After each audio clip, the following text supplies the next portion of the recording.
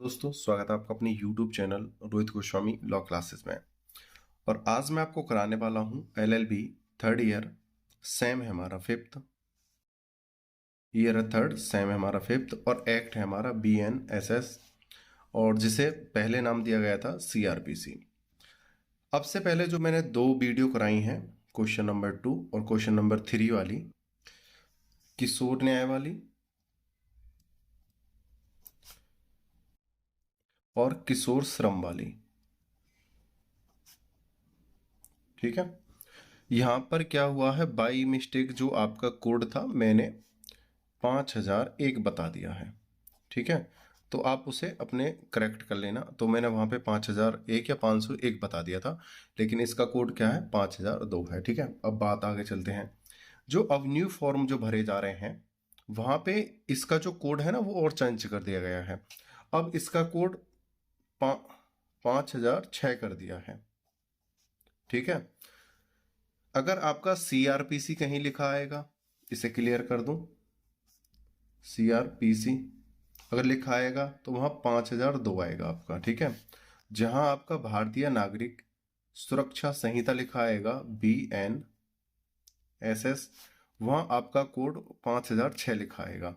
तो आप कंफ्यूज ना होना, परेशान ना होना कि सर ने 5002 कराया है और हमारा यहाँ पे 5006 है।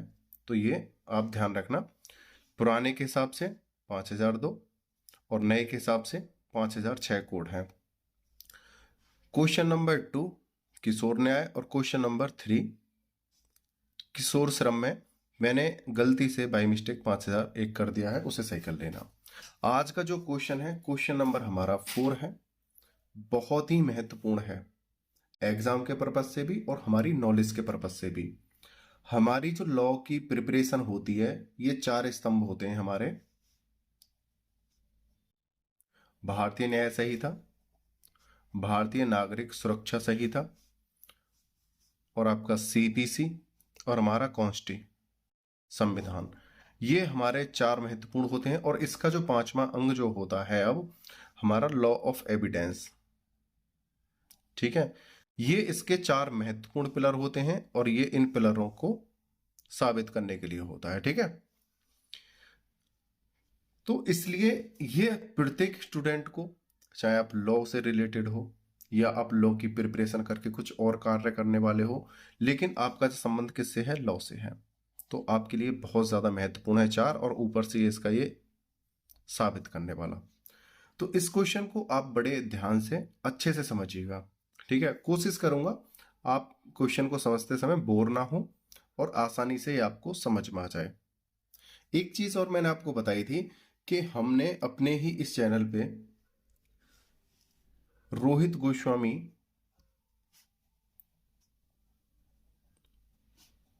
लॉ क्लासेस नाम से एक डिस्क्रिप्शन में लिंक डाला हुआ है, और वो क्या है, हमारा व्हाट्सएप ग्रुप है। उसमें आपको क्या मिलेगा, जो भी हम आपकी वीडियो कराते हैं उससे संबंधित कोई नोटिफिकेशन है, कोई अपडेट है या कोई न्यूज़ है, चाहे आप लॉ से किसी भी फील्ड से संबंध रखते हो, आपके लिए महत्वपूर्ण चीज़ें वहाँ पे प्रोवाइड होंगी। समस्या क्या होती है, जब हम व्हाट्सएप पे किसी मैसेज को हम भेजते हैं तो अब 5 से ज़्यादा किसी पे एक बार में सेंड नहीं होते हैं, तो टाइम बहुत ज़्यादा हमारा बेकार होता है। तो आप क्या करना, उस चैनल को, उस ग्रुप को फॉलो कर लेना, व्हाट्सएप ग्रुप है। अब बात आती है आप फॉलो कैसे करोगे। समस्या ये रहती है, काफ़ी बच्चों की कमेंट आ रही है कि सर हमें लिंक मिलता नहीं है। तो आप क्या करोगे, आप अपने YouTube चैनल पे जाओगे, इस प्रकार ऐसे तो ओपन कर ही लोगे। YouTube चैनल पे गए, किसी भी वीडियो पे जैसे हमने क्लिक करा, क्लिक करने के बाद हमारे ये जो है, यहाँ पे हमने देखा है मोर लिख रहा है, इस मोर पे क्लिक करेंगे। मोर पे क्लिक करा और फिर दोबारा से देखो हमारे इस प्रकार से दिखेगा, यहाँ पे फिर मोर लिख रहा है, इस मोर पे क्लिक करेंगे और देखो यहाँ पे ये व्हाट्सअप आ गया। ये जो हमारा लिंक है इस पे हम क्लिक करेंगे।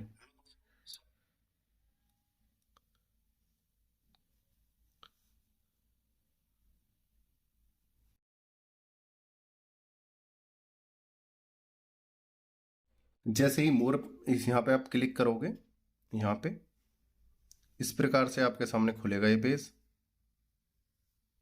बैक करना है, ये बीओ चैनल आ रहा है। बीओ चैनल पर जैसे ही आप क्लिक करोगे इस प्रकार से चैनल ओपन हो जाएगा, यानी जो ग्रुप है। और यहाँ पर फॉलो का ऑप्शन है, फॉलो कर लेना। और ये म्यूट हो रहा है, इसे ऑन कर लेना। जैसे ही कोई नोटिफिकेशन आएगा आपको प्रोवाइड हो जाएगा, आपको मिल जाएगा। और मैंने यहाँ पे काफ़ी चीज़ अपलोड भी कर रखी हैं, आप वहाँ जाके इसे देख लीजिएगा। जिस प्रकार से आपके लिए चैनल बहुत ज़्यादा महत्वपूर्ण है, उसी प्रकार से ये वीडियो आपके लिए महत्वपूर्ण है, उसी प्रकार से ये व्हाट्सएप ग्रुप आपके लिए महत्वपूर्ण है। ठीक है, बहुत ही ज़रूरत की चीज़ें आपको यहाँ पे प्रोवाइड कराई जाएंगी। आगे चलते हैं। आज का जो क्वेश्चन है, क्वेश्चन नंबर 4, इसकी जो आने की संभावना है वो 80% बनी रहती है। ये 4 नंबर, 5 नंबर, 10 नंबर या 20 नंबर में से कहीं भी किसी में भी आ सकता है, और आने की संभावना 80% बनी रहती है। ठीक है, आगे चलते हैं। आज का क्वेश्चन है हमारा, क्वेश्चन नंबर 4 है, संज्ञेय में उन परिस्थितियों का वर्णन कीजिए जिनमें पुलिस अधिकारी, प्राइवेट व्यक्ति एवं मजिस्ट्रेट किसी व्यक्ति को वारंट के बिना गिरफ्तार कर सकते हैं। मतलब मजिस्ट्रेट जो है किसी भी व्यक्ति को बिना वारंट के भी गिरफ्तार कर सकते हैं। हालांकि हमारा कानून क्या है, हम किसी व्यक्ति को तब तक गिरफ्तार नहीं कर सकते जब तक मजिस्ट्रेट के द्वारा वारंट नहीं आ जाता या गिरफ्तारी का ऑर्डर नहीं आ जाता, तब तक हम गिरफ्तार नहीं कर सकते। लेकिन यह क्वेश्चन क्या कह रहा है, ऐसी कौन सी परिस्थिति है जब हम किसी व्यक्ति को बिना वारंट के गिरफ्तार कर सकते हैं। पहले इसको समझने से पहले थोड़ी सी एक चीज समझेंगे, ये संज्ञेय होता क्या है। चीजों को अगर हम एक बार क्लियर कर देंगे तो आसान हो जाएंगी समझने के लिए। ठीक है, एक होता है संज्ञेय और एक होता है असंज्ञेय। संज्ञेय होता है ऐसे अपराध जिनमें जमानत नहीं मिलती है, जैसे हत्या, लूट, डकैती, बलात्संग। ठीक है, आपकी बुक में किसी में भी, आप लॉ के स्टूडेंट हो, जब आप लॉ की किताब एक्ट पढ़ोगे कहीं पे भी आपको बलात्कार शब्द नहीं मिलेगा। ठीक है, बलात्कार की जगह आपको बलात्संग लिखा मिलेगा, तो आप समझ जाना। ठीक है, क्या मिलेगा, बलात्संग। तो कुछ ऐसे अपराध हैं, और इसमें एक देशद्रोह है। ठीक है, तो कुछ ऐसे अपराध होते हैं जिनमें व्यक्तियों को आसानी से जमानत नहीं मिलती और ऐसे व्यक्तियों को तुरंत गिरफ्तार कर लिया जाता है। तो ये कैसे अपराध हैं, संज्ञेय अपराध। एक होते हैं असंज्ञेय अपराध, जिसमें चुट्टमुट्टू की लड़ाई होती है, हमला होता है, जैसे कोई छोटा मोटा हमला हो गया, कोई शरारत हो गई। ठीक है, शरारत में कोई लड़ाई झगड़ा हो गया, छोटी मोटी मारपीट हो गई। ठीक है, फैमिली विवाद, परिवार विवाद, कुछ ऐसी चीजें हैं और बहुत सारे हैं। तो इनमें जो चुट्टमुट्ट के जो हमारे के झगड़े होते हैं उनमें हमें जमानत आसानी से मिल जाती है, और इनके लिए हमें वारंट की आवश्यकता होती है। जब हमें मजिस्ट्रेट वारंट देगा, गिरफ्तारी का ऑर्डर देगा, तभी इनको गिरफ्तार किया जाएगा। ठीक है, और जेल भेजा जाएगा। लेकिन इसमें बिना वारंट के भी हम जल्दी से गिरफ्तार कर सकते हैं। इसको बोलते हैं दूसरी सब भाषा में जमानतियां। ठीक है, और इसको बोलते हैं जमानतियां। भाई इसमें आसानी से जमानत हो जाती है, असंज्ञेय मतलब ज्यादा खतरनाक वाला अपराध नहीं है ये। और दूसरा है अजमानती है, इनमें जमानत आसानी से नहीं होती है। ठीक है, आगे चलते हैं। इनको इंग्लिश में क्या बोलते हैं वो और समझा देता हूं आपको। इसको कहते हैं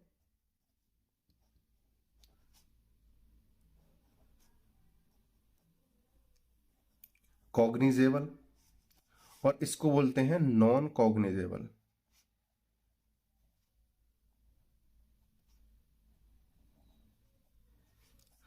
कॉग्निजेबल और नॉन कॉग्निजेबल मतलब जमानतीय और असंज्ञेय इसका नाम है, और कॉग्निजेबल मतलब अजमानतीय और संज्ञेय।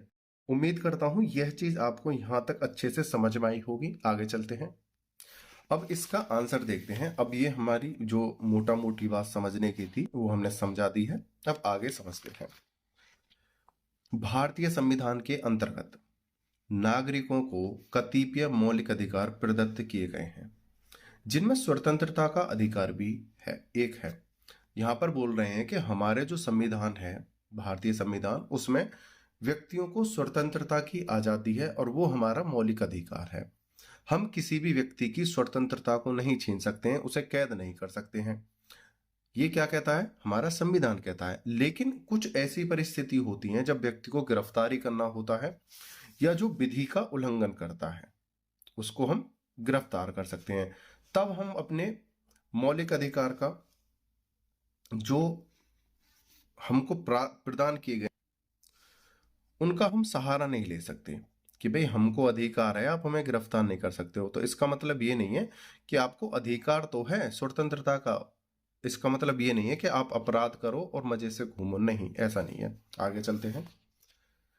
संविधान के अनुच्छेद 21 यानी आर्टिकल 21 में यह व्यवस्था की गई है कि सिवाय विधि द्वारा स्थापित प्रक्रिया के अनुसार किसी व्यक्ति को अपने जीवन का व्यक्तिगत स्वतंत्रता से वंचित नहीं किया जा सकता। तो यहाँ पर क्या बोला है? जब तक विधि का किसी ने उल्लंघन नहीं किया हो और हमारा कानून नहीं कहता हो, तब तक हम किसी व्यक्ति को गिरफ्तार नहीं कर सकते हैं। ये कौन कहता है? आर्टिकल 21, सिवाय विधि द्वारा स्थापित प्रक्रिया के। या तो हमारी विधि कहती हो कि उसने इस प्रकार का कृत्य या अपराध किया है, ठीक है, तो उसको पकड़ के लाओ और गिरफ्तार करो, नहीं तो उसे हम अचानक किसी को गिरफ्तार नहीं कर सकते हैं। आगे चलते हैं। इससे ही रिलेटेड एक केस है जो बहुत ही चर्चित और प्रचलित था केस। जैसा कि मैं आपको प्रत्येक वीडियो में बताता हूं, केस हमारे पेपर की बेस को मजबूत करते हैं। जैसे ही आप वहां पर केसेस लिखोगे तो आपके बहुत अच्छे नंबर आने के चांस होते हैं। अपने पेपर में 2 से 3 केस कम से कम, ज्यादा से ज्यादा आप 4+ कर सकते हो, ठीक है, 3+ कर सकते हो, कम से कम इतना।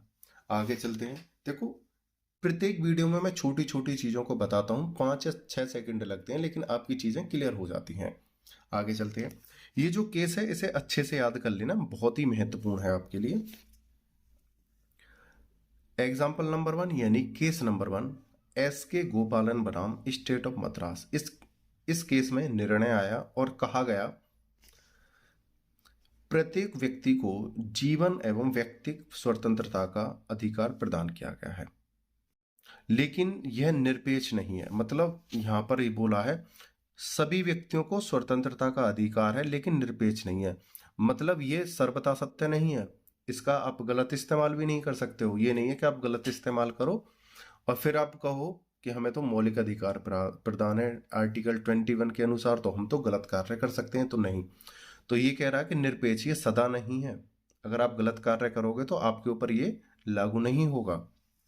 ये अधिकार तभी तक उपलब्ध रहता है जब तक कि प्रत्येक व्यक्ति विधिपूर्ण तरीके से कार्य करता है। अगर आप विधिपूर्ण कार्य करोगे, विधि का सम्मान करोगे, पालन करोगे, तो आप इसका जीवन भर पर्यंत, जीवन तक आप इस्तेमाल कर सकते हो। अगर आप इसका गलत इस्तेमाल करोगे, भंग करोगे, तो आपको सजा हो सकती है, गिरफ्तार किया जा सकता है, आपकी स्वतंत्रता भंग हो सकती है। जब भी कोई व्यक्ति ऐसा कार्य करता है जो भारतीय दंड संहिता, अब दंड संहिता की जगह अब हमारा क्या आ गया है? भारतीय न्याय संहिता। तो इन छोटे छोटे पॉइंटों को आप क्लियर करते रहना, ठीक है। भारतीय न्याय संहिता के अंतर्गत यह दंडनीय है, तो उसकी उपयुक्त स्वतंत्रता प्रतिबंधित हो जाती है। अगर कोई उसने इस प्रकार का कृत्य किया है जो हमारी भारतीय न्याय संहिता के अंतर्गत दंडनीय है, तो उसकी स्वतंत्रता जो है बाधित हो जाएगी और उसको गिरफ्तार किया जाएगा। अर्थात ऐसे व्यक्ति को गिरफ्तार करके, यहां पे करके है, ठीक है, रेड पेन से कर दूं, आपको अच्छे से दिखेगा। ऐसे व्यक्ति को गिरफ्तार करके मजिस्ट्रेट के सामने पेश किया जाता है। यह गिरफ्तारी की विधि की एक प्रक्रिया है। जब कोई व्यक्ति कोई अपराध करता है और उसके, या तो उसने ऐसा अपराध किया हो जो बिना वारंट के गिरफ्तार कर लिया है पुलिस वालों ने, या वारंट आया हो और तब गिरफ्तार किया है, तो उसे सबसे पहले मजिस्ट्रेट के सामने पेश किया जाता है, ठीक है। यह गिरफ्तारी की विधि की एक प्रक्रिया है, यही एक उचित प्रक्रिया होती है। आगे चलते हैं, एक मोटे से शब्दों में और बता दूं, पहले किसी भी व्यक्ति को हम गिरफ्तार नहीं कर सकते हैं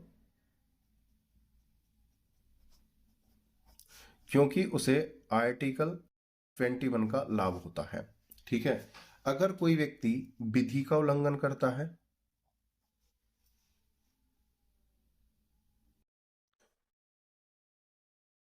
विधि का उल्लंघन करता है, तब उस व्यक्ति को हम या तो वारंट के आधार पर या बिना वारंट के आधार पर भी गिरफ्तार कर सकते हैं। और वो दोनों चीज मैंने आपको समझा दी हैं, वारंट पर कब गिरफ्तार होगा और बिना वारंट के गिरफ्तार कब होगा। अगर अपराध संज्ञेय है तो बिना वारंट के भी गिरफ्तार कर सकते हैं, और अपराध छोटा मोटा ही है तो उसे वारंट के आधार पर ही गिरफ्तार किया जाएगा, क्योंकि जब बहुत ही संगीन परिस्थिति उत्पन्न हो जब। और दूसरी बात, वारंट संज्ञेय में भी आ सकता है और असंज्ञेय में भी आ सकता है। ये मत सोचना कि वारंट संज्ञेय में ही आएगा, असंज्ञेय में नहीं आएगा, किसी में भी वारंट आ सकता है। कहने का मतलब यह है, जब हमें ऐसा लगे पुलिस वालों के कि अपराधी भागने की संभावना ज्यादा है, अपराध करेगा और वो भाग जाएगा, तब ऐसी परिस्थितियों में वारंट की हम प्रतीक्षा नहीं करते हैं, उससे पहले गिरफ्तारी कर लेते हैं। ठीक है, कि भाई अब इस व्यक्ति की भागने की संभावना ज्यादा है, ये भाग सकता है, तो हम उसे गिरफ्तार कर सकते हैं। लेकिन वारंट बहुत ज्यादा महत्वपूर्ण होता है गिरफ्तारी में। आगे चलते हैं,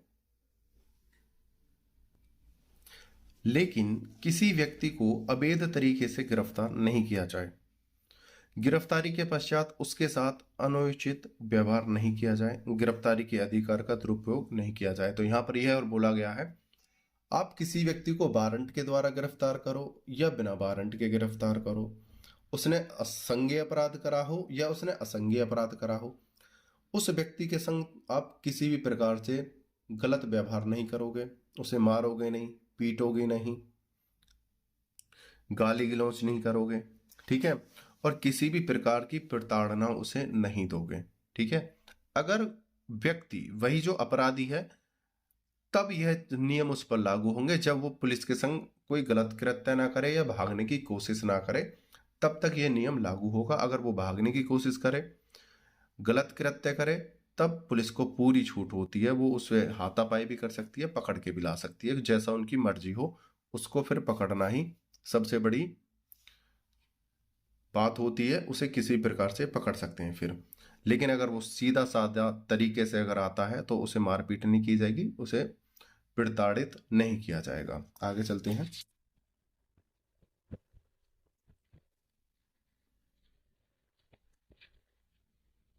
सामान्यतः किसी भी व्यक्ति को गिरफ्तारी मजिस्ट्रेट द्वारा किए गए वारंट के अंतर्गत की जाती है। यहां पर बोला गया है, जैसा भी मैंने बताया है, अधिकतर किसी भी व्यक्ति को जब गिरफ्तार किया जाता है तो मजिस्ट्रेट वारंट देता है। कौन देता है? मजिस्ट्रेट वारंट देता है, तब होती है। लेकिन विभिन्न अवस्थाओं में किसी व्यक्ति को वारंट के बिना भी गिरफ्तार किया जा सकता है। इन्हीं अवस्थाओं का उल्लेख इस धारा में किया गया है। किन अवस्थाओं में हम किसी भी व्यक्ति को गिरफ्तार कर सकते हैं बिना वारंट के, उनको देखते हैं। नंबर 1, पुलिस अधिकारी के पास ऐसे परिवाद, पहले इस लाइन को पढ़ लूं फिर इस परिवाद का अर्थ बताता हूं आपको। पुलिस अधिकारी के पास ऐसे परिवाद, जानकारी या संदेह के आधार पर यह विश्वास करने का कारण है कि ऐसे व्यक्ति ने उक्त अपराध किया है। कैसा अपराध? जिसे पकड़ना बहुत ज्यादा जरूरी है, गिरफ्तार किया जाना बहुत ज्यादा जरूरी है, इस प्रकार का उसने अपराध किया है। या तो जानकारी मिली हो, या कोई संदेह हो, यानी शंका कहते हैं, शक हो, संदेह हो, या ऐसी किसी व्यक्ति के द्वारा जानकारी मिली हो, उसको हम गिरफ्तार कर सकते हैं बिना वारंट के भी, क्योंकि उसे भागने की संभावना रहती है, या उसे वक्त रहते हमने गिरफ्तार नहीं किया तो वो ऐसा कृत्य कर देगा जिससे समाज को या किसी व्यक्ति को हानि होने वाली हो या देश को हानि होने वाली, तो ऐसे व्यक्ति को हम गिरफ्तार कर सकते हैं। अब बात करते हैं परिवाद की। जानकारी और संदेह दोनों बता दिया। परिवाद होता है जब कोई पक्ष पुलिस स्टेशन जाए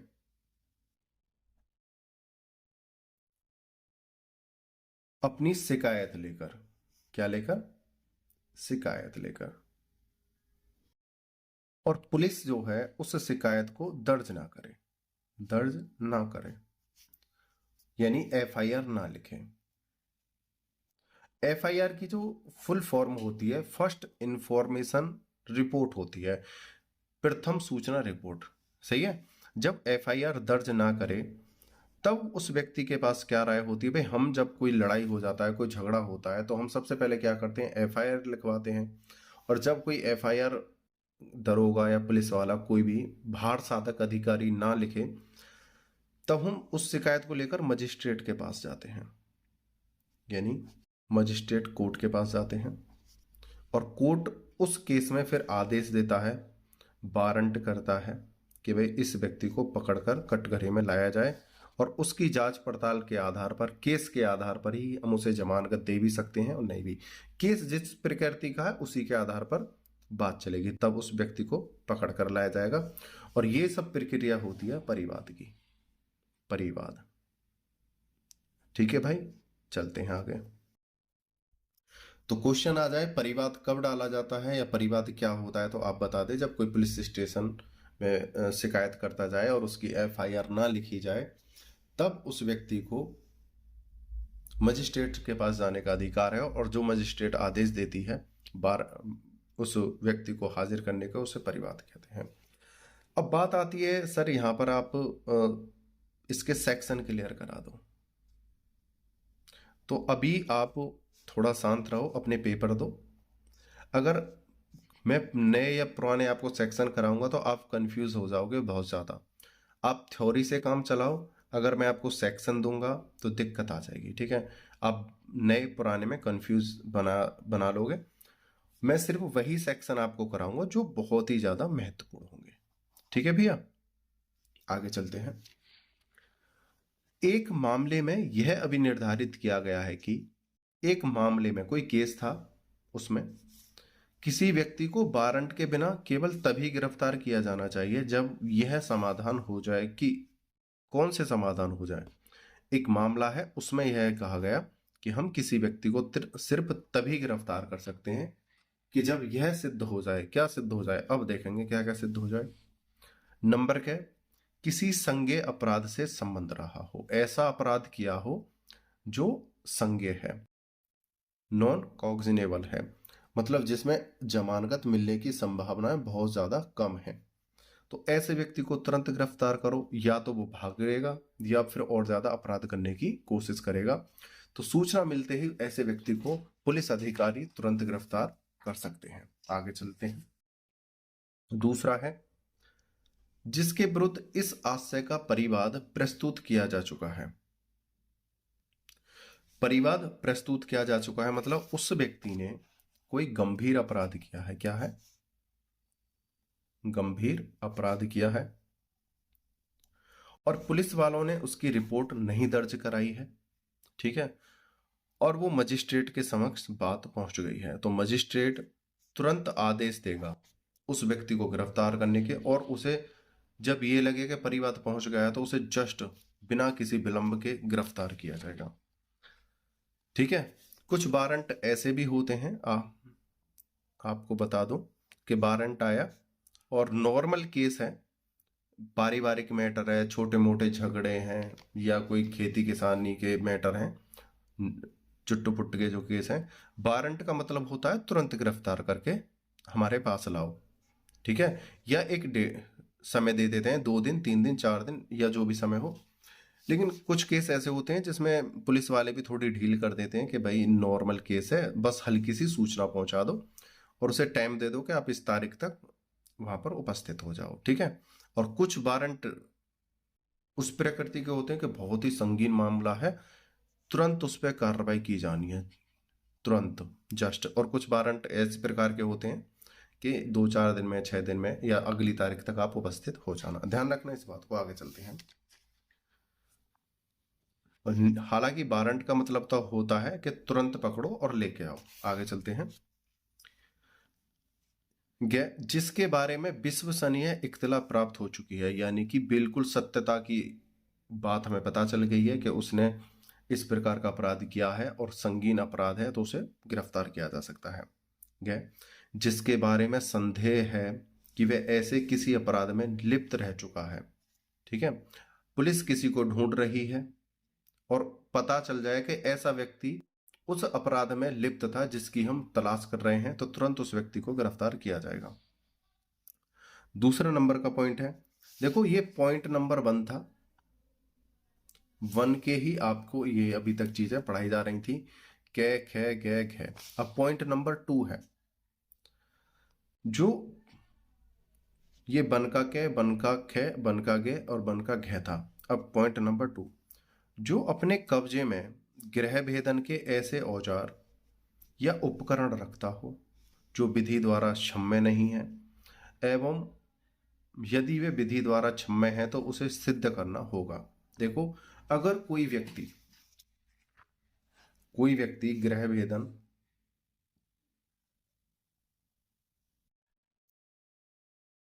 यानी कि किसी के घर में प्रवेश कर किसी भी प्रकार के कृत्य करने के लिए तत्पर है और उससे सूचना के आधार पर पुलिस को यह प्राप्त हो जाए कि वह किसी के घर में प्रवेश करने वाला है, गृहभेदन का मतलब होता है किसी भी प्रकार का अपराध करने वाला है और अपने घर में उसने उस प्रकार के हथियार या साधन जुटा रखे हैं जिससे वो कृत्य करने वाला है। कृत्य होता है अपराध।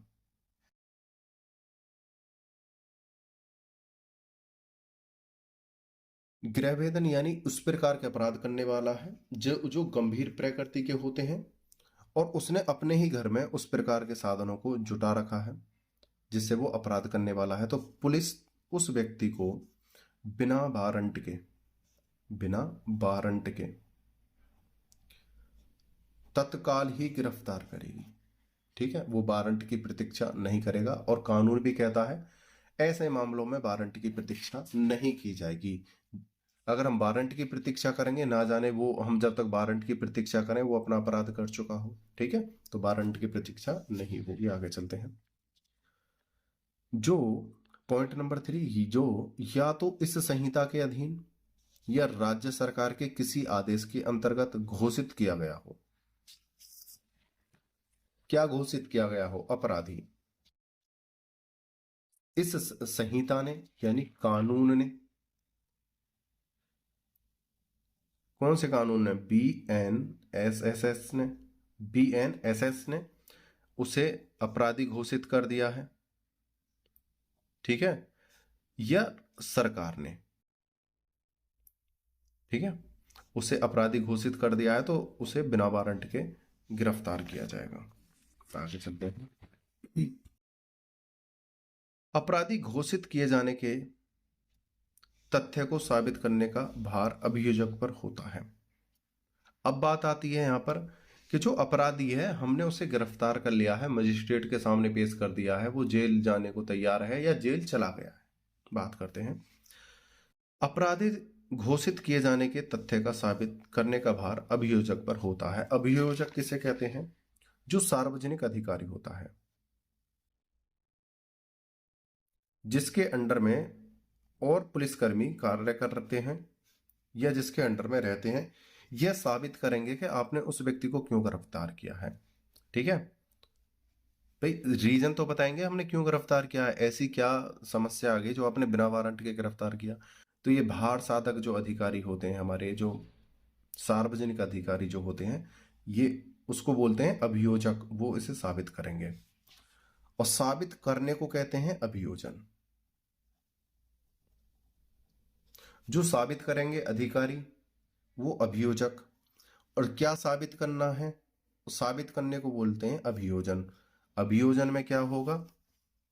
सारे सबूत बताए जाएंगे, सिद्ध किया जाएगा, गवाह बुलाए जाएंगे या जो भी उनके पास चीजें हो, उपलब्ध हो, भाई किस आधार पर आपने गिरफ्तार किया है, उस सिद्ध करने को अभियोजन कहते हैं, जो न्यायालय में चलाया जाता है। सारी चीजें एक एक पॉइंट क्लियर करता जा रहा हूं, बाल की खाल निकाल रहा हूं, आपको कहीं पे भागने की जरूरत नहीं है, कुछ पढ़ने की जरूरत नहीं है, आपकी चीजें क्लियर कर रहा हूं। ठीक है, एक एक शब्द का अर्थ बता रहा हूं आपको, परेशान ना होना। आगे चलते हैं। अगर किसी स्टूडेंट को हमारे PDF नोट्स चाहिए तो हमारे दिए हुए व्हाट्सएप नंबर पे व्हाट्सएप मैसेज करके उन्हें परचेज कर सकता है। आगे चलते हैं। नंबर 1, 4th नंबर का पॉइंट है, जिसके कब्जे में चुराई हुई वस्तु या वस्तु किसी अपराध से संबंध रखती है। यानी ऐसे व्यक्ति को भी गिरफ्तार किया जा सकता है बिना वारंट के। किसी ने चोरी की FIR लिखाई हो और उस व्यक्ति के पास वो चोरी की वस्तु मिल जाए, या ऐसी वस्तु मिल जाए जिससे वो अपराध करने जा रहा है या अपराध करके वो आया है, ऐसी वस्तु उसके पास उपलब्ध हो जाए। ठीक है, अपराध चाहे किसी भी व्यक्ति ने करा हो लेकिन वह चीज उसके पास मिल जाए तो उस व्यक्ति को हम गिरफ्तार कर सकते हैं। सपोज करो कोई चाकू है या कोई पिस्तौल है। पिस्तौल में सभी प्रकार की आप पिस्तौल मान लेना, यानी किसी प्रकार का हथियार है, उससे किसी की हत्या हुई है और सूचना के आधार पर जिस व्यक्ति ने हत्या करी है वो तो भाग गया और उस हथियार को अपने दोस्त के यहाँ, किसी रिश्तेदार के यहाँ या किसी के घर में फेंक कर चला गया। ठीक है, अब जिसको पुलिस के पास वो मिलने की सूचना है तो उस व्यक्ति को तुरंत गिरफ्तार करेगी। अब वो उसके पास पहुंचा कैसे, अब ये खुद साबित करेगा और पुलिस साबित करेगी आपको कहां से सूचना मिली। पुलिस साबित करेगी तो उसको बोलेंगे अभियोजक, यानी सार्वजनिक अधिकारी साबित करेंगे तो अभियोजक, और ये बताएगा भाई ये तो अपराधी साबित ही हो गया, इसके पास मिला है। अब ये सबूत या गवाह के आधार पर ये साबित करेगा कि कौन फेंक के गया है या तुम्हारे पास ये कैसे आई है। लेकिन जो पुलिस साबित करेगी उसे अभियोजक कहेंगे और जो न्यायालय में केस चलेगा उसे अभियोजन। आगे चलते हैं। जो सरकारी 5 नंबर का पॉइंट है, 5th नंबर का, जो सरकारी या विधि कार्य में बाधा उत्पन्न करे या जो विधिपूर्ण अभिरक्षा में भाग जाए या प्रयत्न करे। दूसरी यहां पर पॉइंट है, कहीं विधि का कार्य हो रहा है, ठीक है, विधि कार्य हो रहा है, उसका क्या करे, उल्लंघन करे। ठीक है, तब उस व्यक्ति को गिरफ्तार किया जाएगा। दूसरा, जिसको पकड़ रखा है, ठीक है, किसी शक के दायरे में या किसी शंका के दायरे में या छोटे मोटे ही मामले में या किसी बड़े मामले में, अगर उसने भागने का प्रयत्न करे, ठीक है, भागने का प्रयत्न करे तो ऐसे व्यक्ति को जेल भेजा जाएगा। ठीक है, बिना वारंट के। आगे चलते हैं। मजिस्ट्रेट के सामने पेश किया जाएगा और मजिस्ट्रेट ऐसे व्यक्ति को जेल भेज देगी। आगे चलते हैं। संघ की सेना से भागा हुआ व्यक्ति, अब यहां पर अभिरक्षा में आपकी जेल भी हो सकती है। अगर कोई व्यक्ति जेल से भाग रहा है, भाग गया है, तो ये नहीं है कि थाने में किसी को मतलब पकड़ के रखा हो, गिरफ्तार करके रखा हो, वहां से भाग रहा है तब भी उसे जेल भेजा जाएगा। अगर कोई जेल से भागकर कोई व्यक्ति कहीं घूम रहा है और सूचना मिलती है पुलिस को तो ऐसे व्यक्ति को बिना वारंट के गिरफ्तार किया जाएगा। ठीक है, आगे चलते हैं। संघ की सेना से भागा हुआ व्यक्ति, संघ का मतलब है देश की सेना से। ठीक है, ये नहीं है कि आपने एक सेना बना ली है गांव में मजदूरों की कि भाई हम कहीं काम करने जाएंगे और उसमें से एक मजदूर अपनी इच्छा अनुसार नहीं जाना चाहता है, भाग जाता है काम से, तो उस सेना को नहीं। ठीक है, संघ की यानी देश राष्ट्र की सेना, राष्ट्र की सेना में से अगर कोई व्यक्ति भागता है तो ऐसे व्यक्ति को बिना वारंट के गिरफ्तार किया जाएगा। ठीक है, ऐसा व्यक्ति संपूर्ण देश के लिए क्या हो सकता है, खतरा साबित हो सकता है, हानिकारक साबित हो सकता है। ऐसे व्यक्ति को तुरंत गिरफ्तार किया जाएगा। आगे चलते हैं। 7 नंबर का पॉइंट है, जिसने भारत से बाहर ऐसा अपराध किया है जो भारतीय विधि में दंडनीय है। कोई व्यक्ति विदेश गया घूमने के लिए और उसने वहां पर जाकर इस प्रकार का कृत्य किया जो भारत में दंडनीय था और उस कृत्य को कर वो भारत आकर बस गया, दोबारा से रहने लगा आराम से, और उसकी सूचना पुलिस अधिकारी को मिलती है तो उसको बिना वारंट के ही गिरफ्तार किया जाएगा। ठीक है, आगे चलते हैं। 8 नंबर का पॉइंट है, जो परित्यक्त दोष सिद्ध होने पर इस संहिता की धारा 356 उपधारा 5 के अंतर्गत बनाए गए नियमों का उल्लंघन करे। यहां पर ये जो धारा है, ये जो पुरानी है तुम्हारी CRPC की धारा 356 है, लेकिन अब इसमें जो आपकी नई धारा लगेगी वह लगेगी 394। ठीक है, आगे चलते हैं। जो परित्यक्त दोष सिद्ध होने पर, यानी कोई ऐसा व्यक्ति है जो पहले ही दोष सिद्ध हो चुका है, अपराधी साबित हो चुका है, इस संहिता की धारा 356 के अंतर्गत बनाए गए नियमों का उल्लंघन करता है, और वो व्यक्ति जो विधि के जो नियम बनाए हैं उसका फिर उल्लंघन करता है या फरार हो जाता है, तो ऐसे व्यक्ति को भी बिना वारंट के गिरफ्तार किया जाएगा। आगे चलते हैं। दूसरी बात और बता दूं, मैं ये नहीं चाहता कि आपकी नॉलेज खराब हो, आपकी जो ज्ञान है वो खराब हो, लेकिन वर्तमान परिस्थिति कुछ ऐसी बनी हुई है, सस्पेंस में मैटर चल रहा है। कहीं ये बोल रहे हैं कि ओल्ड सिलेबस आएगा, कहीं बोल रहे हैं न्यू सिलेबस आएगा, कहीं बोल रहे हैं पुराने सेक्शन लगेंगे, कहीं बोल रहे हैं न्यू सेक्शन लगेंगे। ठीक है, तो इस कंफ्यूजन को दूर करते हुए हम अपने पेपर में थ्योरी पे ज्यादा काम करेंगे। किस पे? थ्योरी पे। ठीक है, तो हम सेक्शनों को, बस उन सेक्शनों को याद करेंगे जो बहुत ज्यादा महत्वपूर्ण हो और हेडिंग उनके बिना चल नहीं पाती हो। ठीक है, तो हम अवॉइड करने की कोशिश करेंगे सेक्शनों को। ठीक है, जैसे ही क्लियर हो जाएगा, अभी आपके बेयर एक्ट आए हैं। क्या आए हैं? बेयर एक्ट आए हैं। जैसे ही आपकी बुक, यानी जिसे हम एक्ट कहते हैं, वो छप के आएंगे, चीजें क्लियर हो जाएंगी, केस वेस सब आ जाएंगे, तो हम कंफर्म हो जाएंगे। ठीक है, तो आप महत्वपूर्ण एक्टों को ही याद करना, औरों को छोड़ने की कोशिश करना। जैसे बीच में ये आ गया है, तो इसको याद तो बेशक आप कर लो, लेकिन अगर आप किसी कारण से भूल जाते हो तो आप परेशान ना होना, अपनी थ्योरी से काम चलाना। 9 नंबर का पॉइंट है, जिसको गिरफ्तार करने के लिए किसी अन्य पुलिस अधिकारी द्वारा मौखिक या लिखित रूप से अनुदेश प्राप्त किया जा चुका हो, यानी या तो किसी अन्य थाने के पुलिस अधिकारी ने कोई सूचना दी हो, या किसी अपने से सीनियर अधिकारी ने सूचना दी हो कि उस व्यक्ति को आप गिरफ्तार करके लाइए, उस व्यक्ति को गिरफ्तार करना बहुत ज्यादा जरूरी है, तो ऐसी स्थिति में पुलिस उस व्यक्ति को तुरंत गिरफ्तार करेगी। ठीक है, या तो अन्य थाने से सूचना आई हो, अन्य थाने से सूचना आई हो, या थाने के बड़े अधिकारियों ने छोटे अधिकारियों को सूचना दी हो। ठीक है, आगे चलते हैं। मैंने यहां पर 9 पॉइंट कराए हैं आपको। कितने? 9 पॉइंट। अब 9 पॉइंटों को करना कैसे है अब समझ लेते हैं। अगर आपका 10 नंबर में क्वेश्चन आता है, ठीक है, संज्ञेय अपराधों में उन अवस्थाओं को बताइए कि व्यक्ति को कब बिना वारंट के गिरफ्तार किया जा सकता है, 10 नंबर में आया है, तब इन पॉइंटों को आप 9 के 9 पॉइंटों को आप वहां पर लिख देना।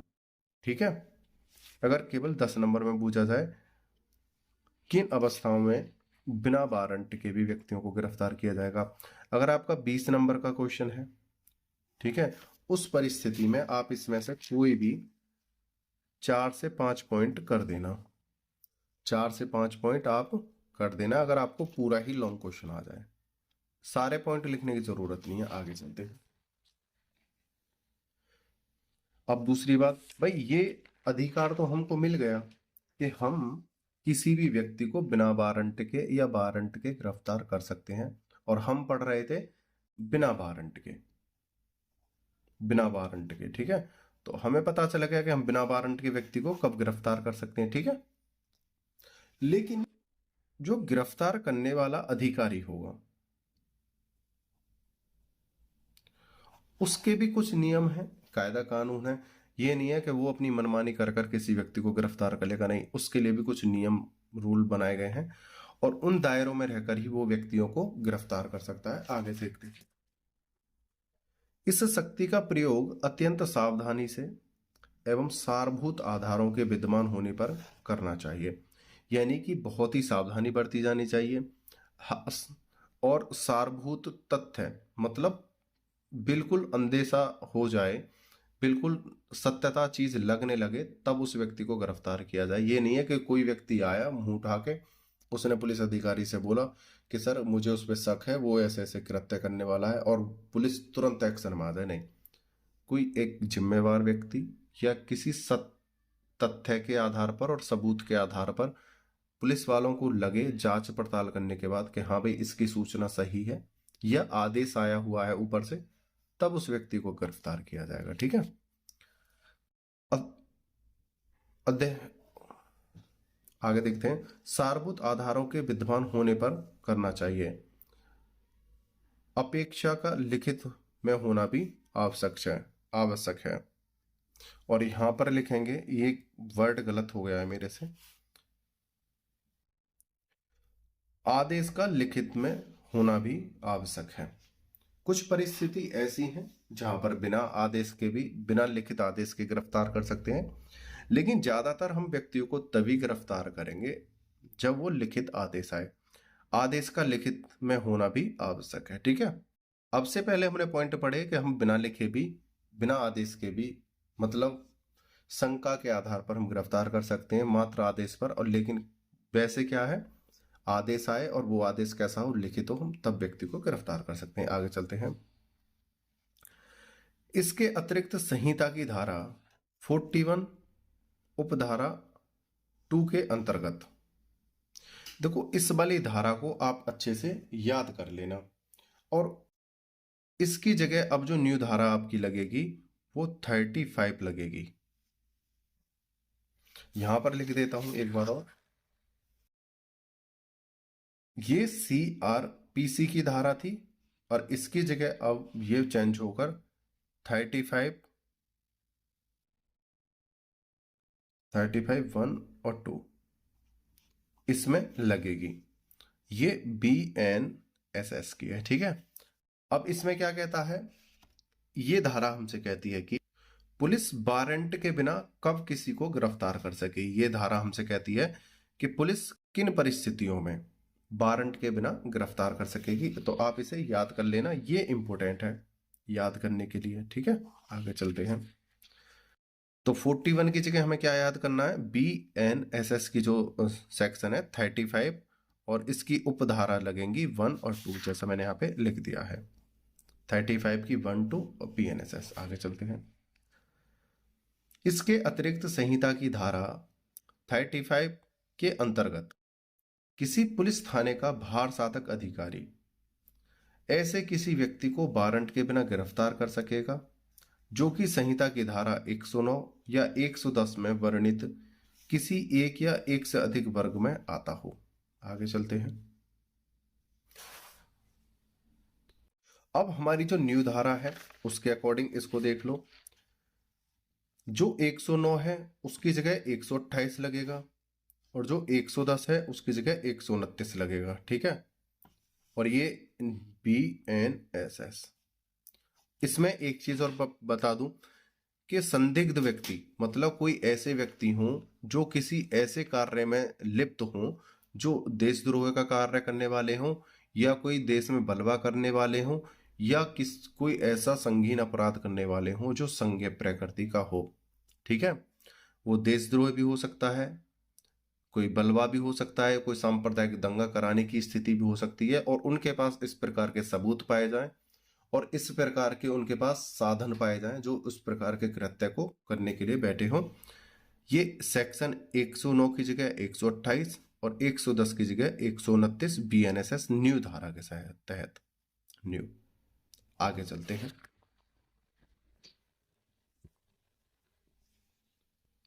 अब तक हमने पढ़ा था कि हम किसी व्यक्ति को किन परिस्थितियों में बिना वारंट के गिरफ्तार कर सकते हैं। बिना वारंट बिना के गिरफ्तार कर सकते हैं, लेकिन वारंट हमें यह आदेश तो देता है कि हम किसी व्यक्ति को गिरफ्तार कर लें, लेकिन कुछ आदेश हमें और भी देता है, और वो आदेश देता है क्या, उनको हम अच्छे से पढ़ते हैं। और वो आदेश होते हैं हमारे गिरफ्तार व्यक्ति के लिए। आदेश किसी भी वारंट के साथ या बिना वारंट के साथ जब हम किसी व्यक्ति को गिरफ्तार करते हैं तो उस गिरफ्तारी के साथ साथ जिस व्यक्ति को हम गिरफ्तार कर रहे हैं उसको अपने आप ही कुछ लाभ या कुछ सुविधाएं दी जाती हैं। उन सुविधाओं को हम देखते हैं। सुविधा का मतलब ये नहीं है कि हम उसे कुछ ऑफर देते, नहीं, वो सुविधाएं देखते हैं क्या है। गिरफ्तार व्यक्ति के अधिकार। गिरफ्तार व्यक्ति के कुछ मूलभूत अधिकार हैं और इन अधिकारों का प्रवर्तन का अर्थ, जिन बच्चों ने मेरी पहली वीडियो देखी होंगी उनको ये छोटे मोटे शब्द सब याद होंगे। प्रवर्तन होता है लागू या चालू होना। ठीक है भाई, आगे चलते हैं। प्रवर्तन, इन अधिकारों का प्रवर्तन यानी लागू पुलिस अधिकारी का कर्तव्य है। जब किसी व्यक्ति को गिरफ्तार किया जाता है तब उसे यह अधिकार है कि जब किसी व्यक्ति को गिरफ्तार किया जाता है तब उसे कुछ अधिकार उसे दिए जाते हैं कि आप इन अधिकारों का प्रयोग कर सकते हो। और कौन देता है? पुलिस अधिकारी खुद उसे देते हैं। कौन कौन से अधिकार? पुलिस अधिकारी देते हैं और हमारी विधि भी देती है। विधि देती है, उसी का पालन पुलिस अधिकारी कराते हैं। आगे चलते हैं। नंबर 1, वह अपनी गिरफ्तारी की सूचना अपने किसी परिजन अथवा मित्र आदि को दे। जब हम किसी व्यक्ति को गिरफ्तार कर कर उसे ले जा रहे होते हैं तो उस गिरफ्तार व्यक्ति को अधिकार है विधि के अंतर्गत कि वो अपने जान पहचान के किसी व्यक्ति को, परिजन हो या मित्र हो, उसे सूचना दे दे कि हाँ, मुझे गिरफ्तार कर कर फला पुलिस अधिकारी फला थाने में लेकर जा रहा है। और पुलिस अधिकारी भी वहां के आसपास के लोगों को, उसके परिजन या दोस्तों को बताएंगे कि फला अस्पताल में फला थाने में इस व्यक्ति को लेके जाया जा रहा है। ठीक है, आगे चलते हैं। दूसरा, अस्पताल ही मान लो थाने को, क्योंकि वहां पर भी तो इलाज ही होता है। आगे चलते हैं। दूसरा पॉइंट है, किसी भी अधिवक्ता से निजी तौर पर परामर्श करे। किसी भी व्यक्ति को जिसको गिरफ्तार किया गया है, जिसको अरेस्ट किया गया है, पकड़ा गया है, उसको छूट दी जाती है कि आप अपने किसी लॉयर से परामर्श कर सकते हो। ये नहीं है कि उसे छोड़ दिया जाए कुछ समय के लिए, के जाओ आपको छोड़ दिया है, पहले वकील करके आओ और फिर तुम्हें गिरफ्तार करेंगे दोबारा से। नहीं, उसके कहने पर, उसके परिजनों के कहने पर उसके लॉयर को उसके पास लाया जाएगा और उससे बात करने के मौका दिया जाएगा। चाहे वो थाने में हो या वो जेल में हो, उससे परामर्श करने का मौका दिया जाएगा। आगे चलते हैं। किसी महिला की गिरफ्तारी के लिए किसी महिला कांस्टेबल का होना जरूरी है। यदि किसी कारण से महिला पुलिस उपस्थित नहीं है या मामला बहुत गंभीर प्रकृति का है तो पुरुष पुलिस भी महिला को गिरफ्तार कर सकती है और ऐसी गिरफ्तारी दिन या रात्रि में कभी भी की जा सकती है। अब बात करते हैं महिला के ऊपर।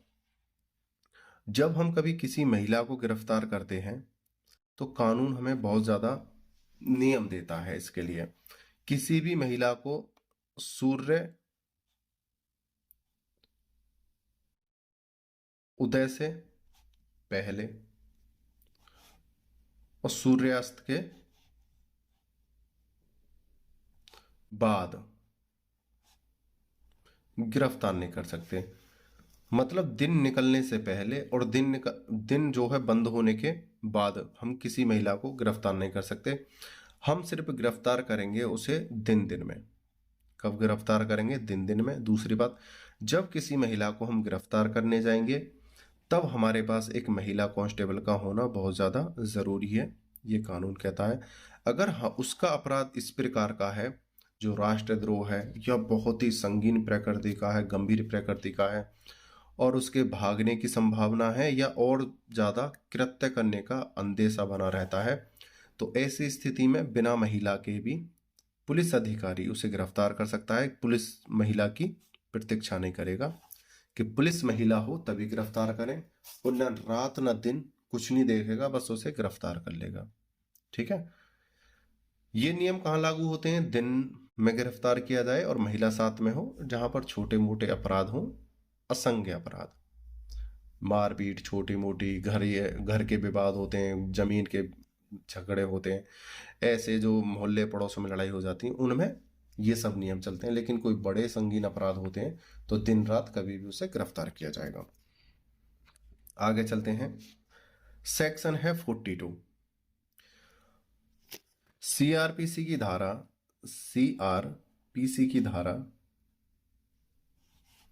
42 को बीएनएसएस में आपको 39 में दिया गया है।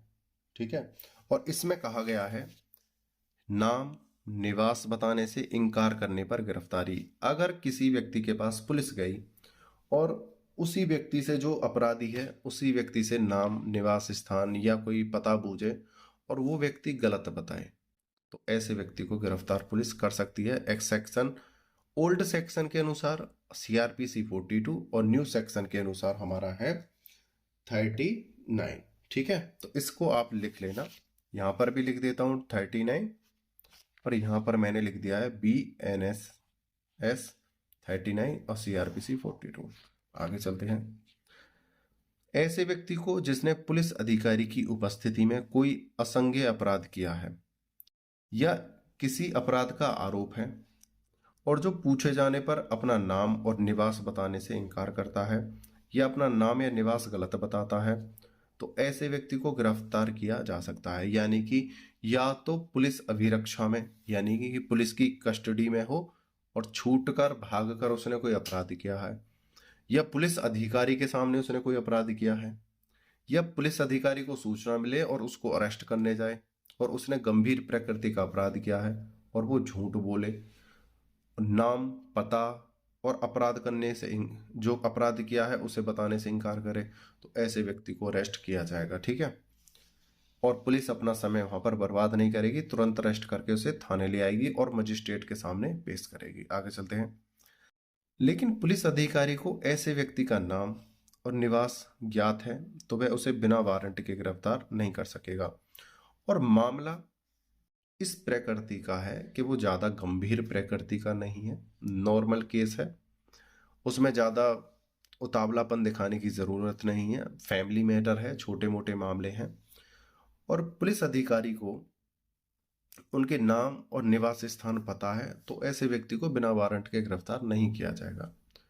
और कोई छोटे मोटे लड़ाई झगड़े हुए हैं, उसमें भी अगर कोई व्यक्ति झूठ भी बोल देता है छोटे मोटे झगड़ों में और पुलिस अधिकारी से झूठ बोल रहा है, तो उसमें भी उसे जल्दी से गिरफ्तार नहीं किया जाएगा। तो ये प्रकृति कहां पर लगती है?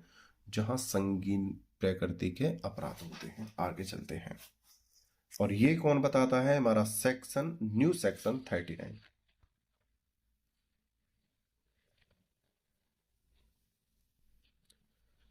फिर इस धारा के अधीन किसी व्यक्ति को नाम व निवास बताने से इनकार कर किए जाने पर तभी गिरफ्तार किया जा सकता है जब उसने पुलिस अधिकारी के समक्ष कोई असंज्ञेय अपराध किया हो। असंज्ञेय का मतलब होता है जो निम्न प्रकृति के होते हैं। देखो यहां पर 3 चीजें हैं, उन 3 चीजों को मैं आपको समझा देता हूं। सेक्शन 39 BNSS के द्वारा गिरफ्तारी निवास और नाम के आधार पर अगर कोई झूठ बोलता है। देखो, नंबर 1, किसी ने गंभीर अपराध किया है, ठीक है, और पुलिस उस व्यक्ति से उसके द्वारा किए गए अपराध की जांच करती है और वो क्या करता है? झूठ बोलता है। गंभीर अपराध करा एक तो, और फिर वो झूठ बोलता है, निवास और ग्राम का पता गलत बताता है, तो ऐसे व्यक्ति को तुरंत गिरफ्तार किया जाएगा। और अपराध कैसा है उसका? गंभीर, तो गिरफ्तार किया जाएगा। ठीक है। दूसरी बात, मामला बहुत ही नॉर्मल है। क्या है? नॉर्मल है। जैसे छोटे मोटे झगड़े हैं, छोटे मोटे झगड़े हैं, और वहां पर देखो जब पुलिस जाती है, थोड़ा बहुत कोई झूठ बोलता है तो ये नहीं है कि उसे गिरफ्तार कर लिया जाए। तो नाम या पता बताने में कोई व्यक्ति थोड़ा बहुत इधर उधर करता है तो उसे ज्यादा परेशान नहीं किया जाएगा और उसे वारंट के आधार पर ही गिरफ्तार किया जाएगा। वारंट आएगा तब उसे गिरफ्तार किया जाएगा। तीसरा है, पुलिस मौके पर उपस्थित है। मौके पर है भाई, एक तो तब था पुलिस आई, थोड़ा बहुत झूठ बोल दिया, चल जाएगा, पुलिस उपस्थित नहीं थी। साबित करने का मैटर तो कोर्ट में जाकर होता है, ठीक है। लेकिन पुलिस मौके पर है और उसी के सामने कोई अपराध किया जाए। अपराध गंभीर भी हो सकता है और साधारण भी हो सकता है, दोनों ही प्रकृति का हो, गंभीर हो या साधारण, तब उस व्यक्ति को पुलिस नाम के पता होने पर भी, ना पता होने पर भी उस व्यक्ति को तुरंत गिरफ्तार करेगी। ठीक है, और वहां पर वारंट की प्रतीक्षा नहीं करेगी। इस चीज को यहां पर बताया गया है। आगे चलते हैं, देखो। फिर इस धारा के अधीन किसी व्यक्ति को नाम व निवास बताने से इनकार किए जाने पर तभी गिरफ्तार किया जा सकता है जब उसने पुलिस अधिकारी के समक्ष कोई असंज्ञ अपराध किया हो। यानी कि नाम पता भी नहीं बता रहा है, कोई दिक्कत नहीं है, चलो, और पुलिस अधिकारी के सामने अपराध कर रहा है तो गिरफ्तार किया जाएगा। कौन कहता है? ये केस कहता है देवकी नंदन बनाम एम्परर 1941 का केस था, और ये केस था लाहौर का। ठीक है, अब चलते हैं आगे। अब सेक्शन है हमारा 43।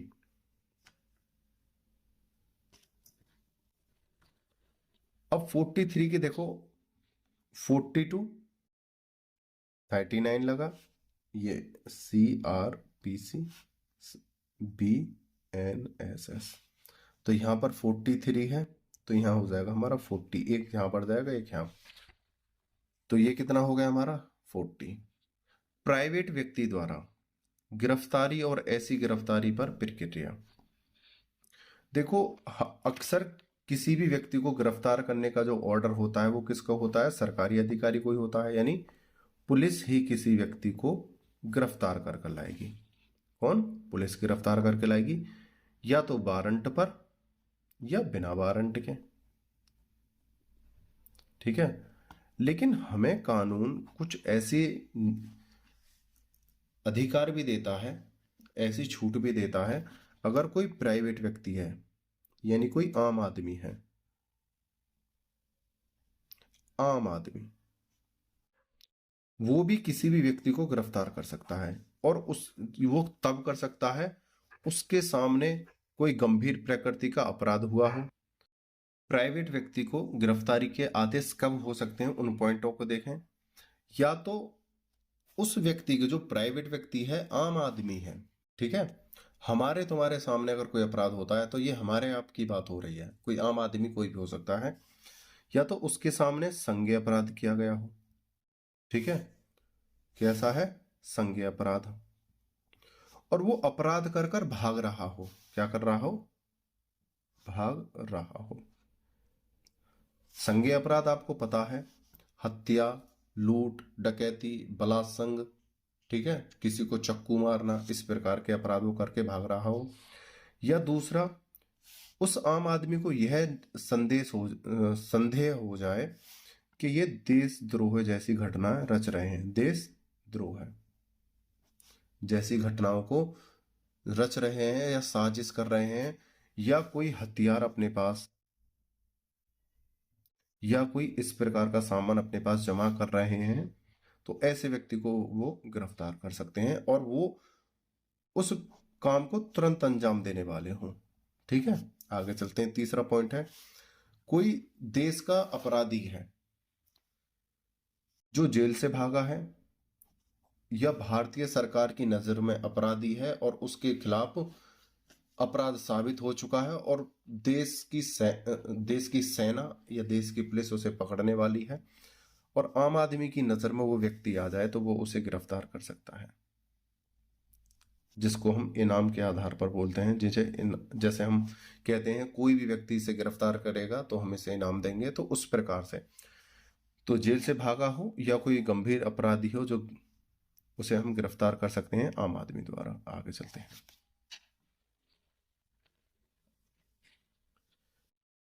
इस धारा में उपबंधित प्रावधानों के अनुसार कोई भी प्राइवेट व्यक्ति ऐसे किसी व्यक्ति को वारंट के बिना गिरफ्तार कर सकेगा। कैसे व्यक्ति को? नंबर 1, जो उसकी उपस्थिति में संज्ञेय या अजमानतीय अपराध करे। अजमानतीय अपराध यानी गंभीर प्रकृति के अपराध कर रहा हो, जैसा नंबर पॉइंट 1 बताया है। दूसरा, जो अपराधी घोषित हो, यानी कि या तो उसने देशद्रोह का अपराध करा हो, या ऐसी घटना घटने वाला हो, या और ये तुरंत कैसी हो? जा रहा हो अपराध करने के लिए, और उसे अंदेशा हो जाए, तो ऐसे व्यक्ति को गिरफ्तार कर सकता है। या जो जेल से फरार हो, या देशद्रोही हो जिसके ऊपर इनाम हो, या इसे जिसे पकड़ने की संपूर्ण प्रयास किए जा रहे हों, तो ऐसे व्यक्ति को गिरफ्तार कर सकता है जो अपराधी घोषित हो। आगे चलते हैं। कोई भी प्राइवेट व्यक्ति किसी व्यक्ति को मात्र इत्तला अथवा संदेह के आधार पर गिरफ्तार नहीं कर सकेगा। उसकी उपस्थिति में अथवा उसकी दृष्टि में किसी अपराध का कारित किया जाना आवश्यक है। जैसा कि देखो मैंने बताया है, तुरंत। ये नहीं है कि वो देशद्रोह करने वाला है या हथियार जमा करने वाला है या सामान इकट्ठा करने वाला है, ऐसा उसे किसी ने सूचना दी हो या उसे शक हो, ऐसा नहीं।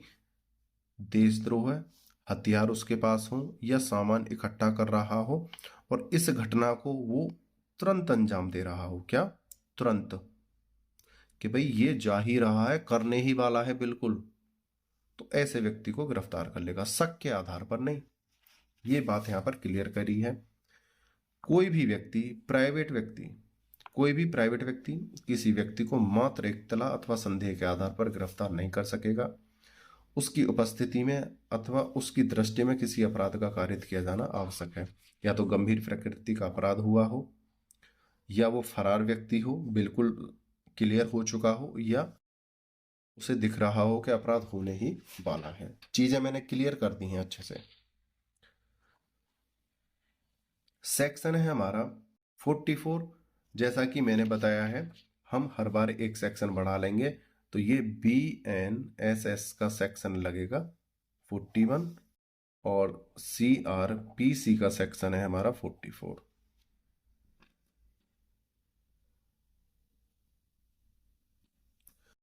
इसमें है मजिस्ट्रेट द्वारा गिरफ्तारी, BNSS 41। आगे चलते हैं। मजिस्ट्रेट द्वारा गिरफ्तारी। मजिस्ट्रेट निम्न परिस्थितियों में किसी व्यक्ति को गिरफ्तार कर सकता है अथवा करवा सकता है। कौन सी परिस्थितियां, उनको देखते हैं। जब कार्यपालक या न्यायिक मजिस्ट्रेट की उपस्थिति में उसकी स्थानीय अधिकारिकता के अंदर कोई अपराध किया गया हो। जो मजिस्ट्रेट के अंतर्गत जो क्षेत्र आता है, मजिस्ट्रेट के अंतर्गत जितना भी क्षेत्र आता है, उस क्षेत्र में किसी प्रकार का गंभीर अपराध हुआ हो, तब ऐसे व्यक्ति को ऐसा मजिस्ट्रेट अपने क्षेत्र के उस अपराधी को वारंट के द्वारा गिरफ्तार करा सकता है, अपने क्षेत्र के को। ठीक है। दूसरा, जिसकी गिरफ्तारी के लिए वह उस समय और उन परिस्थितियों में वारंट जारी करने के लिए सक्षम है, मजिस्ट्रेट द्वारा। दूसरी बात, ये इसको क्लियर कर दो। जिसकी गिरफ्तारी के लिए वह उस समय और उन परिस्थितियों में वारंट जारी करने के लिए सक्षम है। कौन? मजिस्ट्रेट अधिकारी। उस मजिस्ट्रेट अधिकारी को यह अधिकार है कि एक तो उसका क्षेत्राधिकार है, क्षेत्राधिकार है, उस क्षेत्र का वो मजिस्ट्रेट है, और उस व्यक्ति को गिरफ्तार करने के लिए उसके पास क्या है? अधिकार है, और वो सक्षम है उस प्रकार के वारंट को देने के लिए, तब वह अधिकारी वारंट जारी कर सकता है। आगे चलते हैं। मजिस्ट्रेट द्वारा इस धारा के अधीन गिरफ्तारी संबंधी शक्ति का प्रयोग अपनी स्थानीय अधिकारिकता के भीतर किया जा सकता है। तो मजिस्ट्रेट इस प्रकार का जो अधिकार है, सिर्फ अपने ही क्षेत्राधिकार यानी अपने ही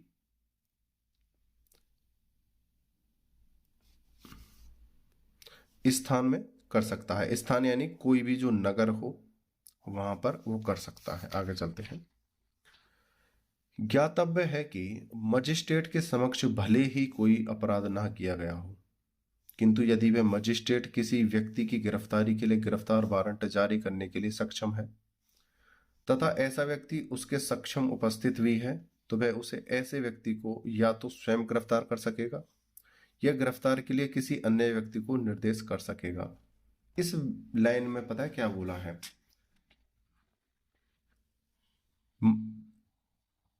चीजों को बहुत अच्छी तरह से क्लियर करा है, और मैं भी कर देता हूं। मजिस्ट्रेट है भाई, कोई भी अपराध मजिस्ट्रेट के सामने तो होगा नहीं, हो भी सकता है, नहीं भी हो सकता है, आंखों के सामने हो भी सकता है और नहीं भी। ठीक है। लेकिन उसके क्षेत्र में हुआ है, तो ऐसे व्यक्ति पर वारंट आ जाएगा। ठीक है,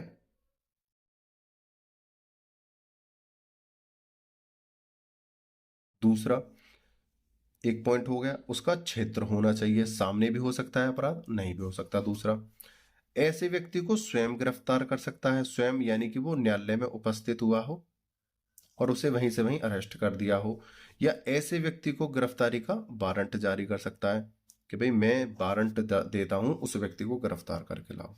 यही बात यहां पर बोली गई है। मजिस्ट्रेट के समक्ष भले ही कोई अपराध ना किया गया हो, ना किया गया, भाई मजिस्ट्रेट के सामने थोड़ी अपराध किया जाएगा, हो भी सकता है नहीं भी, ठीक है, किंतु यदि वह मजिस्ट्रेट किसी व्यक्ति की गिरफ्तारी के लिए गिरफ्तार वारंट जारी करने के लिए सक्षम है, यानी उसका क्षेत्र है, तथा ऐसा व्यक्ति उसके समक्ष उपस्थित भी है, यानी कोर्ट में उपस्थित है, तो वह उसे ऐसे व्यक्ति को या तो स्वयं गिरफ्तार कर सकेगा, स्वयं ये नहीं कि स्वयं जाके हथकड़ी लगा दे, कोई कोर्ट में खड़ा है, बस स्वयं का मतलब है वो आदेश देंगे, कोर्ट में जो व्यक्ति है पुलिस उसे गिरफ्तार कर लेगी। ये नहीं है कि खुद कुर्सी से उतर के आएंगे उसे पकड़ेंगे, नहीं, तो उसे पुलिस गिरफ्तार कर लेगी कोर्ट में ही। या गिरफ्तारी के लिए किसी अन्य व्यक्ति को निर्देश कर सकेगा। अन्य व्यक्ति का ये नहीं है कि मुझे या आपको आदेश देगा, नहीं, अन्य व्यक्ति का मतलब है अपने क्षेत्र या जिस क्षेत्र में वो अपराधी दुबका हुआ है वहां सूचना पहुंचाकर उसको गिरफ्तार करा सकती है। अपने क्षेत्र में भी गिरफ्तार करा सकती है अपने पुलिस अधिकारी को आदेश देकर, या कहीं अन्य क्षेत्र में भाग गया है तो उस क्षेत्र के पुलिस अधिकारी को सूचना देकर उसे गिरफ्तार करा सकती है। उम्मीद करता हूं यह क्वेश्चन आपको अच्छे से समझ में आया होगा, मैंने समझाने के पूरे प्रयास करे हैं। एक चीज और मैं लास्ट में दिखा दूं, यहां पर ये जो क्वेश्चन है मैंने कराया है प्राइवेट व्यक्ति द्वारा गिरफ्तारी और ऐसी गिरफ्तारी पर प्रक्रिया, जो हमारा पुराना सेक्शन है वो 43 था और अब नया 40 है। मजिस्ट्रेट द्वारा गिरफ्तारी 44, मजिस्ट्रेट द्वारा गिरफ्तारी 41, नाम और निवास बताने से इनकार करने पर गिरफ्तारी 42, और पुराना नया सेक्शन है 39। ठीक है, 39, 40, 41, 42, 43, 44, ये तीनों मैंने आप करा दिए हैं।